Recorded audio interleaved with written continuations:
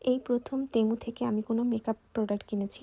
আসলে শিগ্ল্যাম থেকে আমরা প্রায় সময়ই দেখা যায় যে মেকআপের আইটেমগুলো কিনি, ওদের প্রোডাক্ট আসলেই ভালো বলা যায়।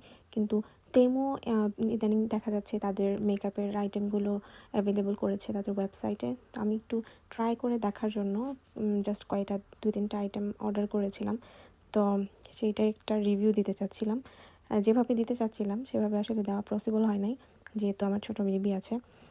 তো আমি অর্ডার করেছিলাম একটা লিকুইড ব্লাশ, 12 পিসের লিপ লাইনার আর কিছু লিপস্টিক।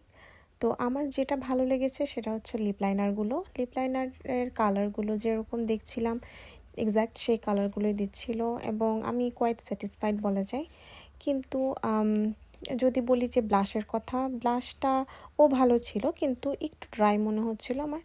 কিন্তু যদি বলি যে কেমন আউটপুট দিয়েছে, হ্যাঁ, ওভারঅল যখন আমি স্কিনে লাগাচ্ছিলাম, যদিও বেশি পরিমাণ কোয়ান্টিটিও আমি ইউজ করি, খুব বেশি একটা খারাপ লাগবে বলে আমার মনে হয় না।